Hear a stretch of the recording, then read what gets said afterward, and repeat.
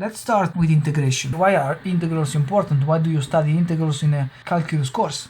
We will consider our general function. This can be any function defined over a certain domain. What we will try to do here is try to understand the link between derivatives and integrals. At the same time, understand how to calculate the area.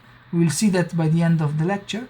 How can we calculate the area under a function? We know in general the area of a triangle, which is 1/2 the base times the height, side times side in the case of a square, and so on and so forth. There are some simple formulas, but all in all, in general, if we want to compute an area, how can we do that? These are two boundaries. Maybe I can call this x1 and then I can call this x2, the boundaries of our domain. And let's consider a very small portion of this area. Let's still consider something which is not infinitesimally small, so a portion of that part of our function, which is y equals f of x.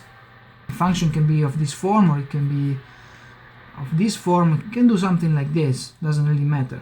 Maybe I can draw this a little bit bigger so that you can appreciate the differences.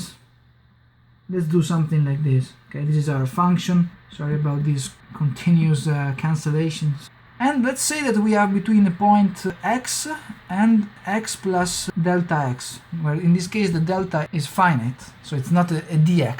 Let's say something about the area under the curve. What can we say? The area is a function of x. It depends on x and it depends on delta x as well. And if I say a of x is the area from x1 to x, this is x and this is x plus delta x. So if I want the area under this curve, I should write it like this. I should write it as the area of x plus dx, because it's the area behind this vertical line here, so it's the entire part from x1 to x plus dx. And then I should subtract the area a of x, the area which starts from x1 and goes to x, because I have to remove this portion so that I can consider just this part. What can I say about this area? So this is not dx, but this is the same delta x that I wrote here, okay? So let's not get confused. In general, when delta x becomes rather small, I will not have many fluctuations in my curve here. This could be considered like a straight line. The smaller delta x, the straighter this line, because if I go to the infinitesimally small, which is something that we will do in a moment, this becomes a line. In general, it will have a slope. It will not be horizontal nor vertical. What can I say about the area? I can say, well, that area is definitely bigger than the area of this rectangle, but it will be smaller than the area of the upper rectangle. There is a lower bound and an upper bound for the area.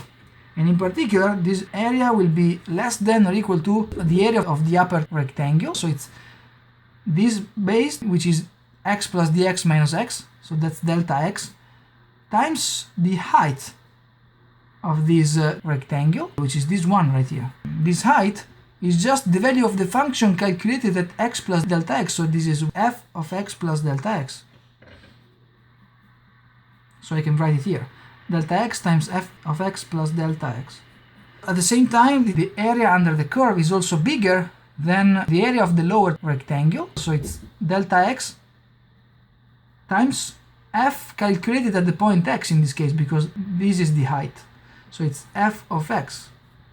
Now let us divide by delta x this expression, so we have a of x plus delta x minus a of x divided by delta x less than or equal to f of x plus delta x, which is also bigger than f of x. But now the next step is to take the limit as delta x goes to 0. So we have to take the limit of this as well. As delta x goes to 0, this f of x plus dx becomes equal to f of x. And what about this? This becomes equal to the derivative of a of x with respect to x, right? That's just the definition. So we have the derivative of a of x with respect to x enclosed between f of x and f of x. So what does this mean? This means obviously that the derivative of a of x with respect to x is just equal to the function itself. This is like the fundamental theorem of calculus. This is very important. It means that the derivative of the function related to the area is just the function itself. So if you want to know the area here, we have to invert this expression. And the inverse of this expression is the integral. I have this expression right here, and what's usually done is write it like this: dA of x equals f of x times dx. I can do this by multiplying by dx. And then, what are these products here? These products simply say that we are considering this small portion here, because dx is a very small portion over the x-axis, and then we multiply by the height of this sort of rectangle. It's not really a rectangle, but in the infinitesimally small case, it's approximately a rectangle right there. So if we sum all these rectangles, we get the area under the curve, and we have to sum from x1 to x2. And in particular, if we want that, the area from x1 to x2, which can be written like this. So it's a subtraction by the way we define the function a, because the function a can start in general not from x1, it can start from 0, but if the function starts from x1, then a of x1 could be equal to 0 in that case. In general, we have to take into consideration a of x1 if it doesn't start from x1. And then we have to take the integral, and we draw this sign. It's a summation symbol, it's an S, which starts from x1 and goes to x2, and then we have to integrate f of x dx. This operation of the integral, by looking at this expression right here, is the inverse operation of derivative.